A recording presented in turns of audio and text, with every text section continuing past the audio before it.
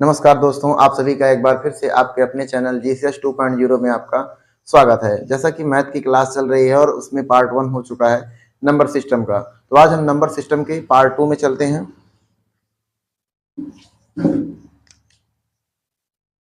जैसे आपको पढ़ाया जा रहा था यूनिट डिजिट के पहले थोड़ा सा एक टॉपिक भूल गए थे बीच में, ठीक है, छूट गया था। जैसे कि प्लेस वैल्यू और फेस वैल्यू क्या होती है, स्थानीय मान और जातीय मान।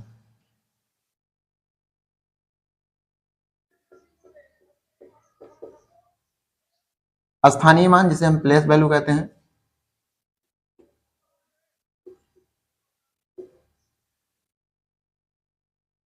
प्लेस वैल्यू, और जातीय मान जिसे हम फेस वैल्यू कहते हैं। फेस वैल्यू स्थानीय मान वह होता है जो जिस स्थान पे होता है। जैसे अगर हम आपको कह दें, बताओ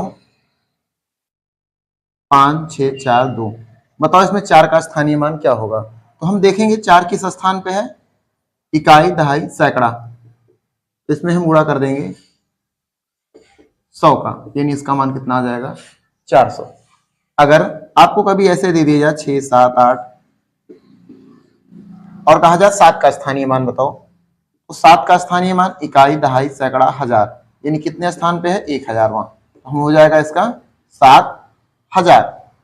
आशा करते हैं स्थानीय मान समझ में आया होगा। जातीय मान क्या होता है, जातीय मान यानी फेस वैल्यू। फेस वैल्यू जो संख्या का कहा जाए, जैसे अगर कहा जाए 6 7 8 4, अगर पूछा जाए इसमें 4 का जातीय मान क्या होगा, तो 4 ही होगा। अगर कहा जाए 8 6 का जातीय मान क्या होगा, तो 6 का जातीय मान 6 ही होगा। यानी फेस वैल्यू कभी बदलती नहीं है और जातीय मान बदलती रहती, सॉरी, जातीय मान कभी बदलती नहीं है और जो स्थानीय मान है वो बदलते रहती है। जैसे अगर आपको कभी ऐसे कह दिया जाए, बताओ 5 4 2 4 3, 4 का स्थानीय मान, 4 का स्थानीय मान और 2 का जातीय मान, 4 का स्थानीय मान और 2 का जातीय मान का अंतर कितना होगा, तो अगर हम 4 का स्थानीय मान निकालें तो 4 के बाद 2 अंक यानी 400, और अगर हम 2 का जातीय मान निकालेंगे तो 2 ही आएगा। अंतर पूछा है यानी हम घटा देंगे, आ जाएगा हमारा 398। और कभी ऐसे पूछा जाए, जैसे कहा जाए 6 का स्थानीय मान, तो 6 का स्थानीय मान 60, और कहा जाए 7 का जातीय मान, 7 का जातीय मान 7 ही होगा, कहा जाए इनका योग क्या होगा, हो जाएगा हमारा 67। अगर कभी ऐसे कहा जाए कि बताओ 6 7 5 4, इसमें बताओ 7 का स्थानीय मान 700 और 5 के स्थानीय मान का 5 के स्थानीय मान यानी 5 के जातीय मान के वर्ग का योग। अब 5 के जातीय मान का अगर वर्ग निकालोगे तो कितना आ जाएगा, ठीक है, 5 का यानी 25 आ जाएगा, आप इसे जोड़ दो यानी 725। उम्मीद करते हैं ये स्थानीय मान, जातीय मान समझ में आया होगा। फेस वैल्यू क्या होती है, प्लेस वैल्यू क्या होती है, जैसे कि नाम से ही है कि फेस वैल्यू यानी जातीय मान जो भी जिस नंबर पे रहे वो हमारा जातीय मान रहता है, और स्थानीय मान जो जिस स्थान पर रहता है। अब चलते हैं हम यूनिट डिजिट के कॉन्सेप्ट पे। जैसे कि यूनिट डिजिट पढ़ाया जा रहा था और उसमें आपको बताया गया कि कोई भी इकाई अंक कैसे निकालें।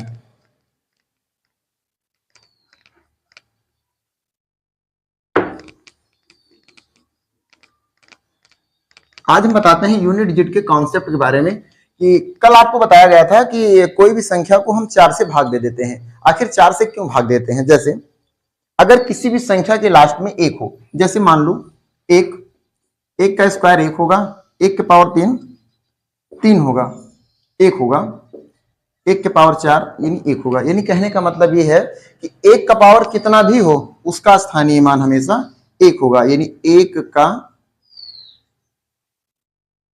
घात कितना भी हो, इकाई अंक, इकाई का अंक सदैव 1 ही होगा। जैसे 7 4 2 1, और कहा जाए इसका बताओ इकाई अंक, इसका इकाई अंक सदैव 1 होगा हमेशा है, क्योंकि लास्ट में 1 है, तो 1 का पावर कुछ भी हो इकाई अंक 1 होगा। अगर हम 2 के चले, 2 भी छोड़ देते हैं, 3,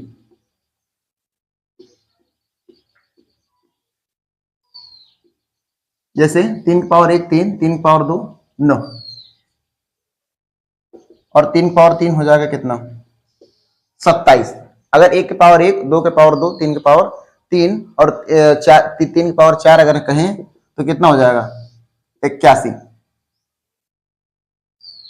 और 3 की पावर 5 अगर कहें तो कितना हो जाएगा 343, यानी फिर आ जाएगा 3। ठीक है, अभी इसका नियम थोड़ा बाद में बताते हैं क्या होता है। अब देखिए हम जैसे 1 हो गया, 3 हो गया, हम 5 लेके चलते हैं 5। तो याद रखना 5 के पावर कितना भी हो हमेशा उसका यूनिट डिजिट 5 ही आएगा। यहाँ भी 5, 25, 50, 25, 25, 125, यहाँ भी 5 आएगा। ठीक है, अगर हम 6 की बात करें, 6 के पावर 1, 6 के पावर 2, 6 के पावर 3, यहाँ आएगा 6 के पावर 1 6, 6 संग 36, यानी हो जाएगा यहाँ भी 6, और 6 संग 36 छक्का 216, यानी 6 के पावर कुछ भी हो वहां भी हमारा इकाई अंक क्या होगा 6 ही होगा। अगर हम 10 की बात करें तो 10 के पावर भी कुछ हो आपका 10 के पावर 1 या 10 के पावर 2 या 10 के पावर 3, आपका यूनिट डिजिट हमेशा ठीक है 0 ही होगा। ठीक है, और अगर हम 4 की बात करें, जैसे अभी 4 यहाँ नहीं बताया गया था, 4 बताते हैं। 4 के पावर 1, 4 के पावर 2, 4 के पावर 3 और 4 के पावर 4। 4 पावर 1 का मतलब 4, 4 चौक 16 यानी 6, और ये हो जाएगा 4 चौक 16 चौको 64 यानी 4, और 4 चौक 16 चौको 64 चौको 256 यानी 6। यानी इससे ये स्पष्ट होता है कि कभी भी 4 के पावर अगर विषम हो, ठीक है, 4 के पावर अगर विषम हो,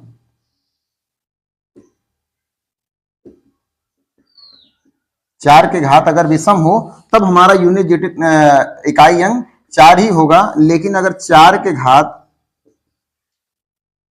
सम हो तब होता है हमारा 6। ये 4 का कॉन्सेप्ट मतलब कॉन्सेप्ट है। आगे 5 हो ही गया, 6 हो ही गया, 7 हो ही गया, 7 नहीं हुआ, 7 आपको बताते हैं।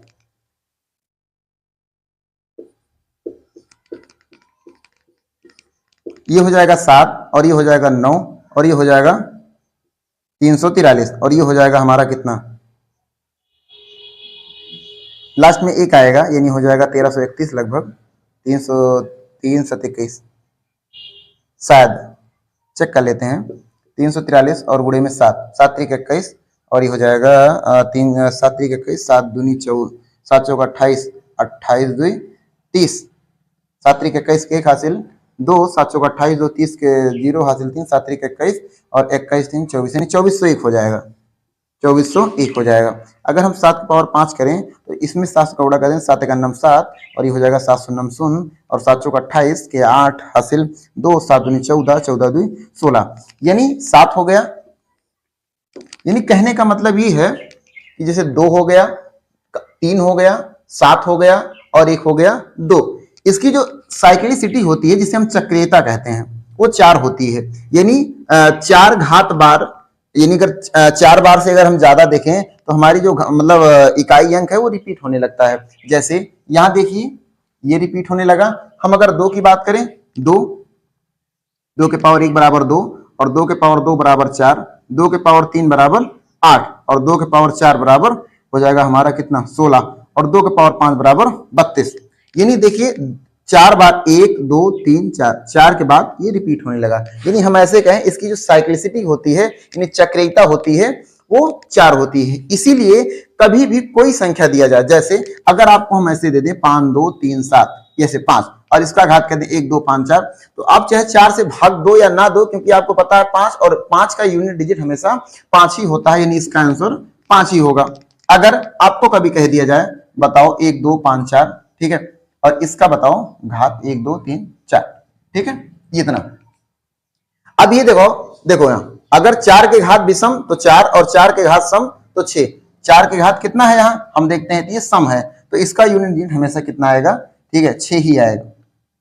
अगर यहां 3 होता तब इसका यूनिट डिजिट 4 आ जाता।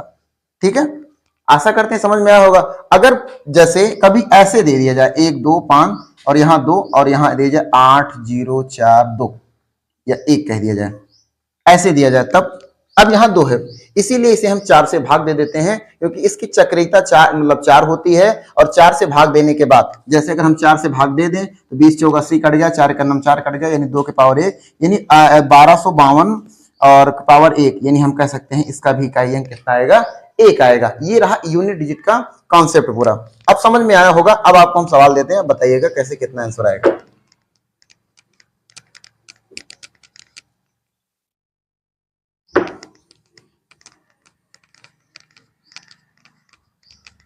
जैसे कभी ऐसे दिया जाए,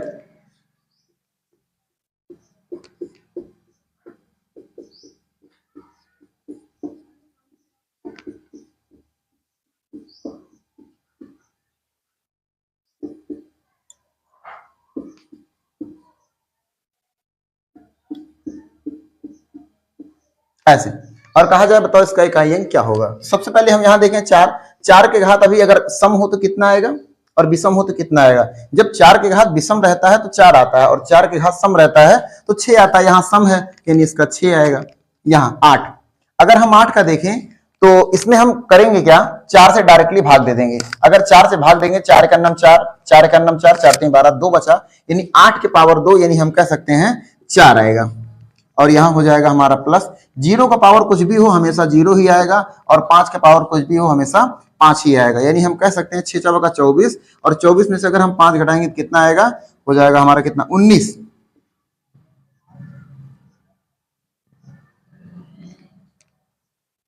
19 यानी 19 में अगर हम इकाई अंक देखें तो कितना आएगा, 5 आएगा। अगर आप ऐसे भी कर सकते हैं 6 4 का 24 यानी 4 और प्लस का 0 -5, या तो 4 में से 5 घटाएंगे तो माइनस का 1 आएगा। नहीं, ऐसी कंडीशन में आप एक हासिल ले लेंगे और तब भी आपका यूनिट डिजिट कितना आ जाएगा, 9 आ जाएगा। ये रहा इकाई अंक का कॉन्सेप्ट। अब चलते हैं हम विभाज्यता का नियम के बारे में।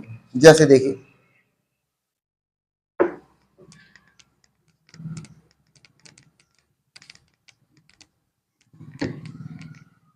विभाज्यता का नियम आपका अगला टॉपिक है।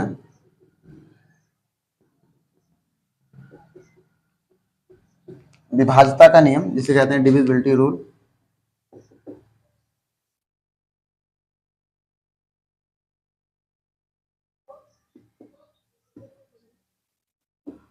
डिविजिबिलिटी रूल जैसे आपको सबसे पहले कहा जाए 2, बताओ 2 से कौन कौन संख्या विभाज्य होगा, यानी 2 से विभाज्यता का नियम। तो 2 से विभाज्यता का नियम ये होता है कि हमेशा यूनिट डिजिट 2 से विभाज्य होना चाहिए। इकाई का अंक यानी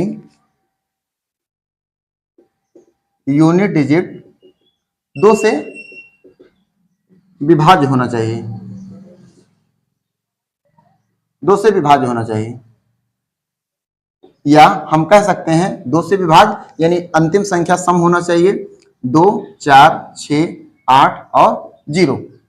आगे अगर हम देखें 3 से विभाज्यता का नियम, 3 से विभाज्यता का नियम, तो 3 से विभाज्यता का नियम यानी 3 का डिविजिबिलिटी रूल ये कहता है कि संख्याओं का योग 3 से कटना चाहिए। संख्याओं का योग 3 से कटना चाहिए, 3 से विभाज्य होना चाहिए।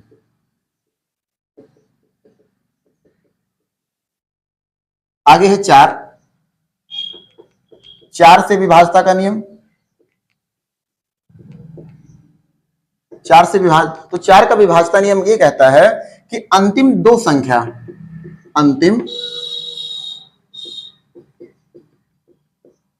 2 संख्या 4 से विभाज्य होना चाहिए, विभाज्य होना चाहिए। अब 5 से विभाज्यता का नियम क्या कहता है, 5 से विभाज्यता का नियम ये कहता है कि अंतिम संख्या या तो 0 हो, अंतिम संख्या या 0 हो, 0 हो और या 5 हो, तब संख्याएं पूरी पूरी 5 से कट जाएंगी। 6 से विभाज्यता का नियम क्या कहता है, तो 6 से विभाज्यता यह कहता है कि अगर संख्या 2 से कट रही हो और 3 से कट रही हो तो पूरा पूरा संख्या 6 से कट जाएगा। 7 से,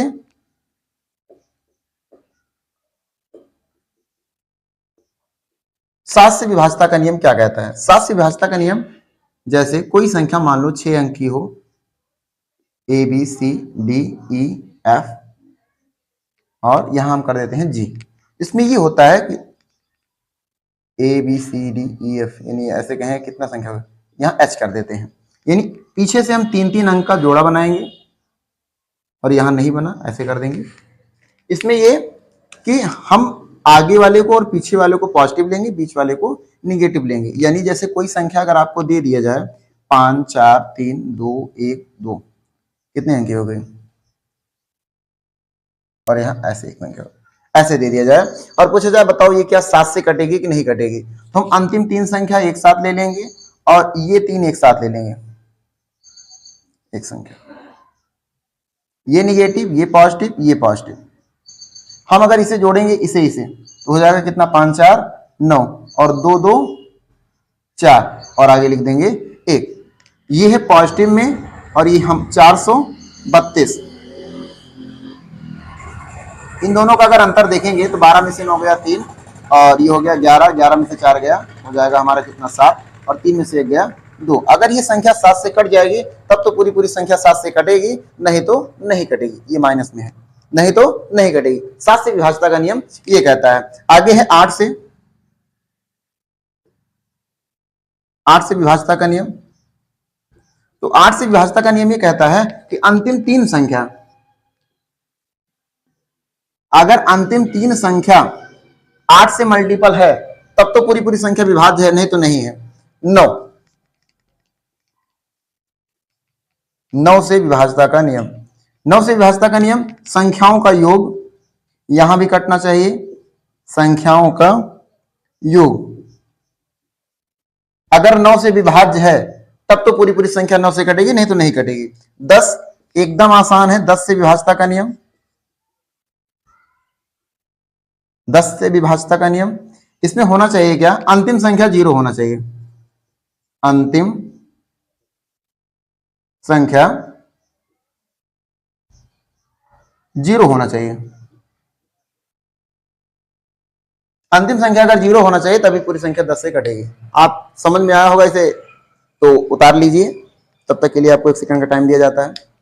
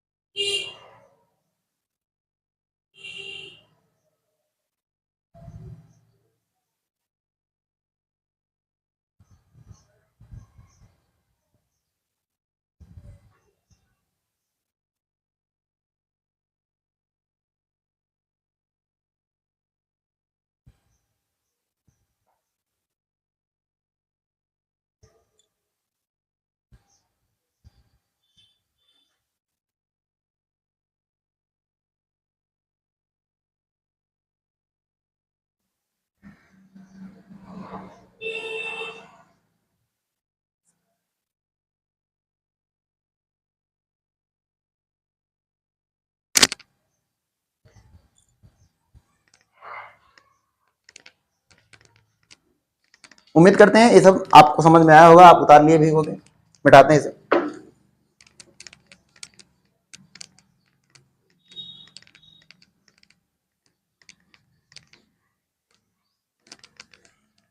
दस से हो गया 11 से विभाज्यता का नियम। जैसे 11 से विभाज्यता का नियम,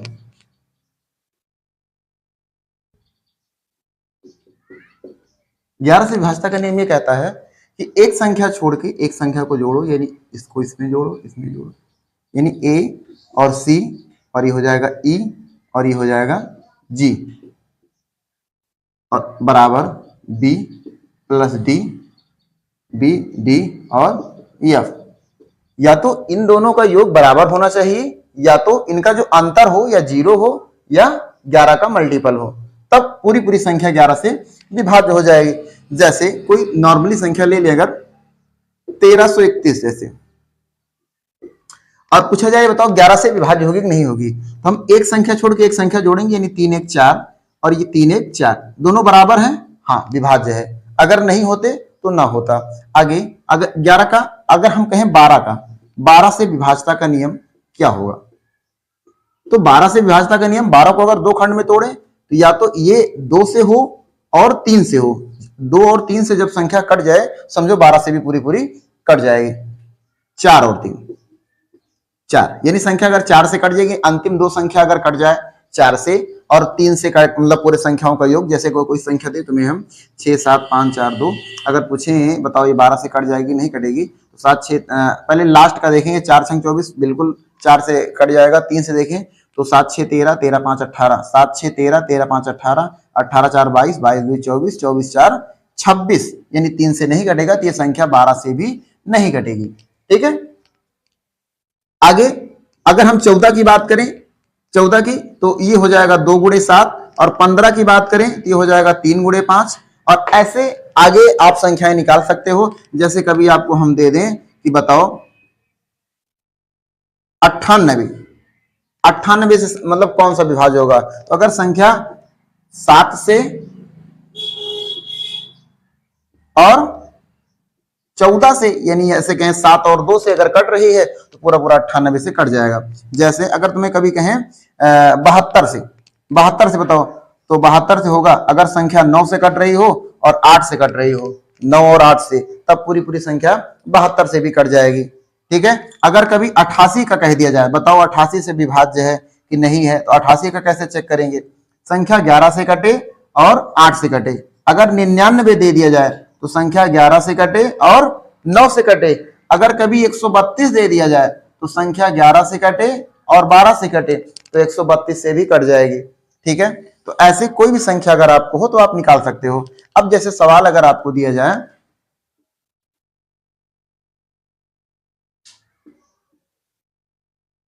और यहां लगा दिया जाए x, बताओ ये संख्या 3 से विभाज्य है कि नहीं है। ये ऐसे कहा जाएगा इसका सवाल कि 6 7 5 2 4 x, ये यदि 3 से विभाज्य है तो बताओ x का क्या मान होगा, x का क्या मान होगा, वो भी आपको बताना है न्यूनतम। तो हम चेक करेंगे सबसे पहले, 3 का विभाज्यता का नियम ये कहता है कि संख्याओं का योग 3 से कटना चाहिए। तो 7 6 13, 13 5 18, 18 2 20, 20 4 24, यानी ये तो पूरा पूरा कट गया 24, यानी 24 में हम क्या जोड़ें कि 3 से कट जाए, तो अगर हम कुछ भी ना जोड़ें तब भी कट जाएगा, यानी हमारा जो न्यूनतम मान होगा वो 0 होगा, न्यूनतम मान 0 होगा। यानी हम यहाँ क्या रहेगा, यानी x बराबर क्या हो जाएगा, 0। ठीक है, अगर कोई संख्या दिया जाए, जैसे आपको यहां बताते हैं,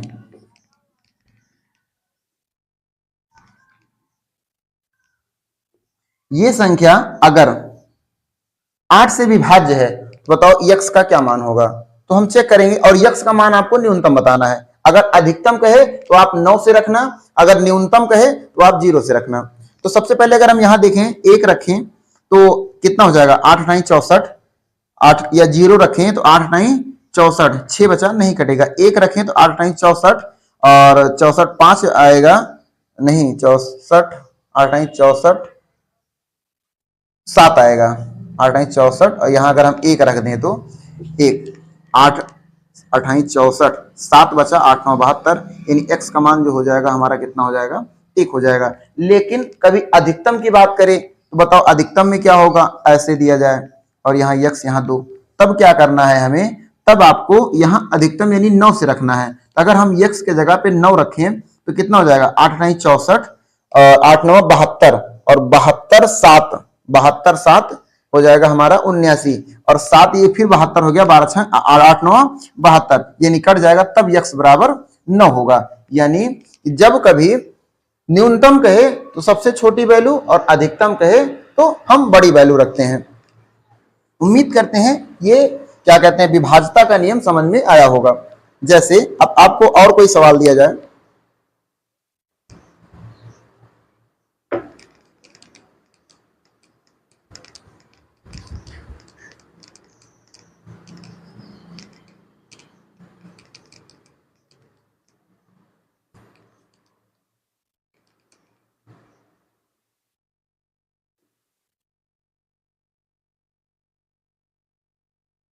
बताओ ये संख्या 6 से विभाज्य है कि नहीं विभाज्य है। तो अगर हमें चेक करना हो 6 से विभाज्य है कि नहीं विभाज्य है, तो हम सबसे पहले देखेंगे कि संख्या 2 से मल्टीपल है, क्योंकि 6 का मल्टीपल कहता है, यानी 6 का विभाज्यता का नियम ये कहता है कि संख्या 2 और 3 से विभाज्य होनी चाहिए। तो अगर हम चेक करेंगे तो 2 से विभाज्यता का नियम ये कहता है अंतिम संख्या 2 से कटना चाहिए, और यहाँ 2 है, बिल्कुल कट रहा है।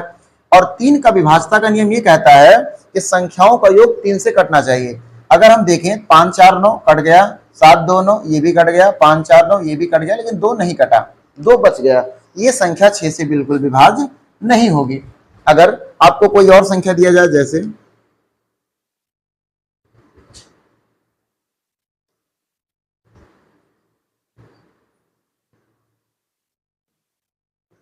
और कहा जाए बताओ ये 11 से विभाज्य है कि नहीं विभाज्य है।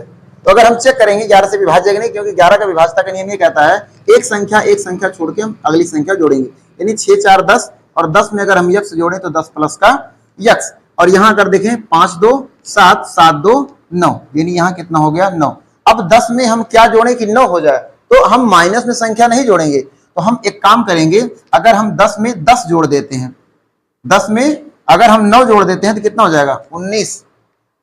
10 में 9 जोड़ दें तो कितना हो जाएगा 19, और हो जाएगा 9, यानी ऐसे कहें, मान लो एक आध संख्या यहाँ और हो, ऐसे हो, तो हो जाएगा कितना 10 और एक 11, यानी यहाँ हो जाएगा 11 प्लस का यक्स, 11 प्लस का यक्स। अब ये बताओ यक्स का क्या मान होगा कि हम 9 ले आए और या तो 11 का मल्टीपल ले आए। तो हम करेंगे क्या, 11 में अगर हम 9 जोड़ दें तो ये हो जाएगा हमारा 11 9 20, और ये हो जाएगा हमारा 9।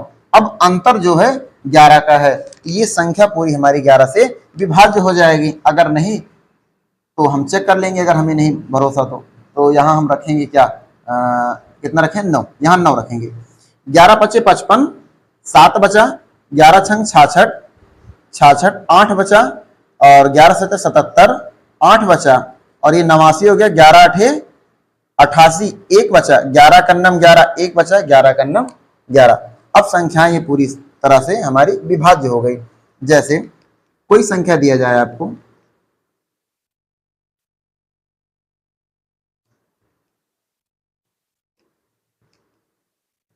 ये, और कहा जाए बताओ ये संख्या 88 से अगर विभाज्य है तो बताओ यक्स का मान क्या होगा, और आप ये वाला हमें बताएंगे कमेंट में। ठीक है, इतना दिया गया है कि यदि ये संख्या 88 से विभाज्य है